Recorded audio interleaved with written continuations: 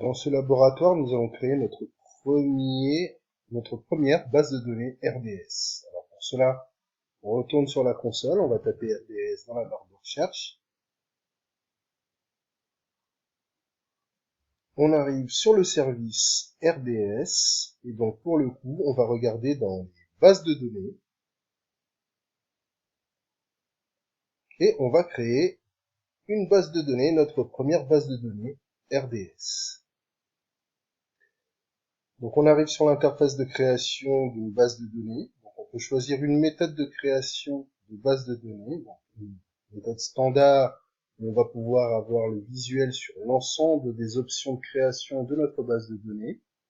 Et une méthode facile ou wizard, où la plupart des options seront basées sur les meilleures pratiques dans le métier par rapport à l'usage des bases de données. Mais pour les besoins de ce laboratoire, on va utiliser la version standard. Donc, on a vu qu'on avait la possibilité d'avoir plusieurs moteurs de base de données, donc Amazon Aurora, qui est un produit propriétaire Amazon, MySQL qui est bien connu, MariaDB qui est dérivé de MySQL, PostgreSQL, Oracle et Microsoft SQL Server. Pour les besoins de ce laboratoire, on va utiliser MySQL. Et donc par la suite, on a la possibilité de choisir la version de MySQL. Donc on va prendre MySQL Community avec une version qui est stable. Donc la dernière version stable supportée par Amazon, la 8.0.17. Il y a d'autres versions bien entendu, mais on va prendre la version par défaut. Ensuite, on a les types de modèles. Donc, on peut choisir un modèle de base de données en fonction de notre scénario d'utilisation. On a des bases de données de production, on peut faire du développement et du test. Pour les besoins de ce laboratoire, on va utiliser l'offre gratuite.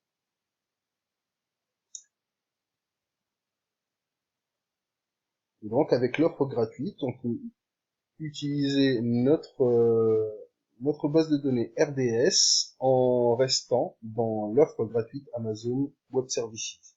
Après, si on souhaite faire du développement du test ou de la production, on va pouvoir choisir des types d'instances qui ne sont pas inclus dans l'offre gratuite, etc., etc.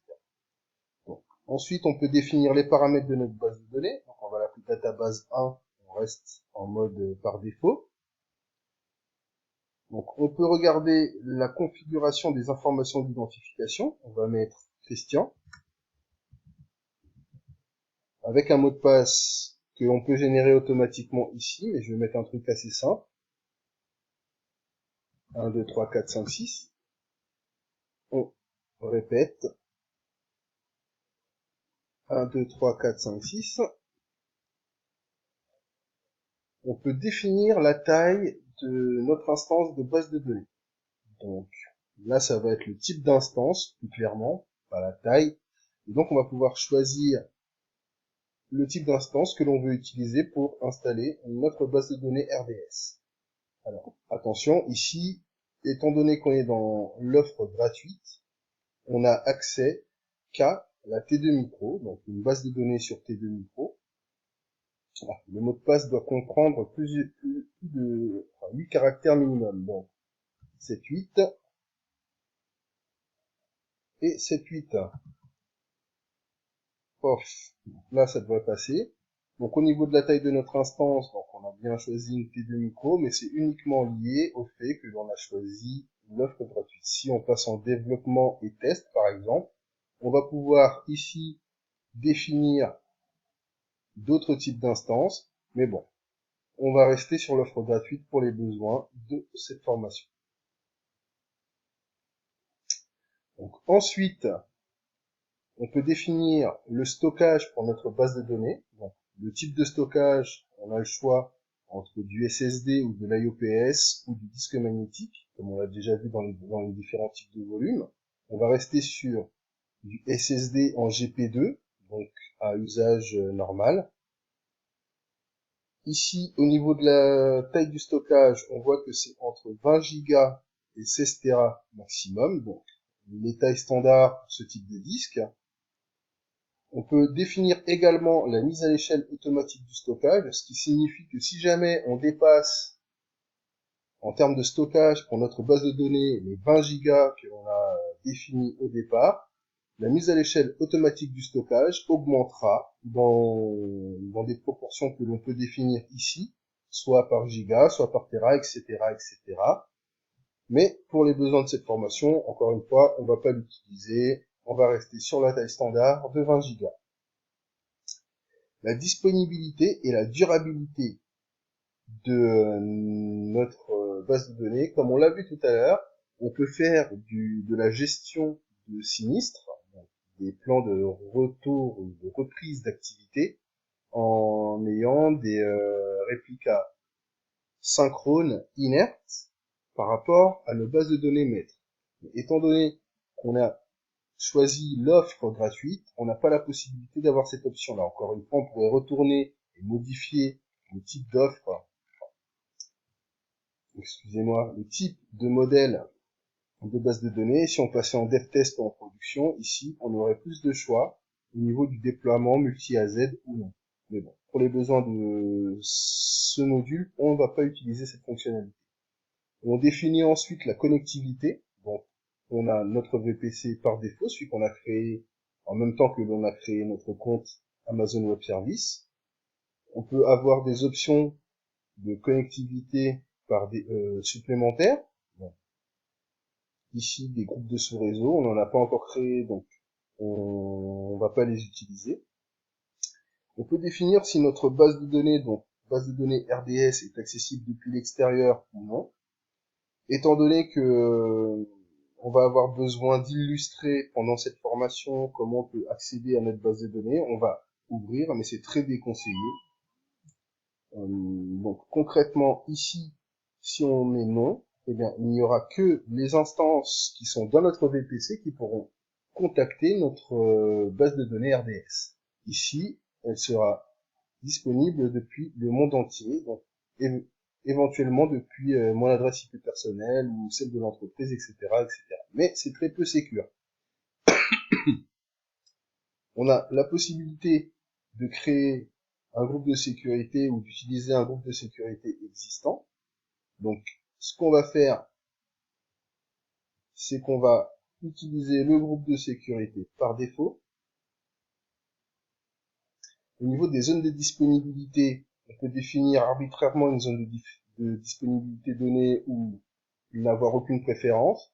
Ici, on a les informations sur le port de la base de données, étant donné que on est sur du MSSQL, du MySQL, pardon, on est sur du port 3306, ce sera pareil pour MariaDB par exemple, mais on pourrait également définir un port arbitrairement dans la configuration et ce sera répercuté automatiquement sur notre instance RDS. Ici, on a la possibilité de choisir la méthode d'authentification à notre base de données. Authentification par mot de passe, authentification de base par mot de passe IAM, donc on va créer des groupes, des rôles, ainsi que des utilisateurs pouvant se connecter à notre base de données RDS. On peut également utiliser l'authentification par mot de passe Kerberos, donc utiliser des comptes Windows gérés depuis un Active Directory et autoriser ces comptes à se connecter. Mais on reviendra sur la notion d'Active Directory un peu plus tard dans cette formation. On a des options de configuration supplémentaires, options de base de données. Le nom de la base de données, on va dire ma base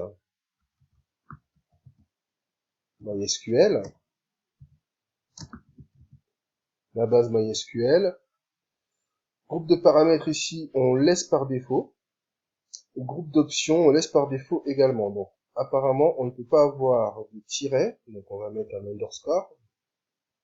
Du coup, ça devrait fonctionner. On peut définir les options de sauvegarde sur notre base de données, activer les sauvegardes automatiques. Donc, pour le coup, on va pouvoir définir avec la sauvegarde automatique, comme on l'a vu dans la vue d'ensemble, entre la version, enfin, la rétention par défaut est de 7 jours, et on peut aller jusqu'à 35 jours sur la sauvegarde de nos bases de données. On va rester sur les valeurs par défaut, donc 7 jours. On peut définir également la période pendant laquelle les sauvegardes seront effectuées, donc aucune préférence, ou définir soi-même arbitrairement une plage horaire pendant laquelle on effectuera la sauvegarde des bases de données. Donc on pourra dire que l'heure de début ce sera par exemple 2 heures du matin. La durée maximale que l'on autorise pour réaliser cette sauvegarde, on va dire 1 heure et demie. On peut également activer la surveillance sur l'activité des processeurs ainsi que d'autres éléments liés au fonctionnement de notre base de données. On peut définir quels types de journaux seront exportés vers CloudWatch. Par défaut, on va tout mettre de manière à avoir le maximum d'informations. On peut également définir des rôles IAM qui ont la main sur CloudWatch pour administrer notre serveur de base de données RDS. Au niveau de la maintenance, on va activer, et ça c'est par défaut, la mise à niveau automatique des versions mineures. Donc si jamais on a une évolution de MySQL au cours de l'année, eh bien pendant une de nos périodes de maintenance, la mise à jour vers la nouvelle version de MySQL sera faite automatiquement par Amazon Web Services. Donc ici, on peut définir la période de maintenance. Et donc sur la période de maintenance, on pourra définir que le jour, l'heure de début, et la durée autorisée maximale. On peut protéger notre base de données contre la suppression. Donc, ça peut arriver qu'on fasse une erreur et qu'on supprime. En décochant cette case, on aura la garantie que notre base de données nous posera au moins la question avant d'être supprimée. Ensuite, on a un récapitulatif des coûts mensuels estimés. Donc ici, on va pouvoir avoir une instance RDS qui pourra tourner 750 heures, donc 31 jours et un quart dans l'offre gratuite. Donc théoriquement, on ne paye pas plus si à moins de la faire tourner 2 fois. Donc ce serait un petit peu étonnant. On a 20 Go de stockage à usage général, donc du SSD sur du GP2, 20 Go de stockage pour la sauvegarde automatisée et pour tout instantané donné, et pour tout instantané de la base par rapport à notre compte Amazon Web Services. Donc on va pouvoir passer à la création de la base.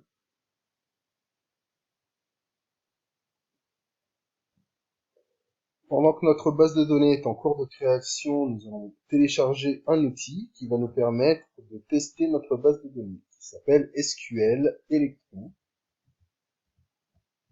C'est une application qui permet de tester les connexions en SQL. C'est un outil gratuit et en plus, il nous permet d'être installé un petit peu n'importe où, que ce soit sur du Mac, du Linux, du Windows. Donc, je vous invite à télécharger l'interface graphique. Donc vous allez avoir la possibilité de choisir entre différentes versions ici. Donc là, moi je suis sur Windows, donc je vais choisir une archive, peu importe 7-zip ou zip, que je vais enregistrer. Mais si on était sur Apple par exemple, on prendrait un BMG. Sur ça c'est quoi ça, Pacman, c'est voilà, c'est une distribution Linux obscure, c'est encore Arch Linux. Donc un package Arc, on a du TGZ, des archives, du RPM pour les distributions de Debian. Donc on va installer l'application et je reviens vers vous avec l'application installée pour tester notre base de données. Bien, maintenant que notre base de données database 1 a été créée avec succès, on va pouvoir utiliser notre outil SQ Electron de manière à tester l'accès à notre base de données. Pour ça, on a cliqué sur Ajouter. Ensuite, on va donner un nom à notre connexion. CH1, par exemple.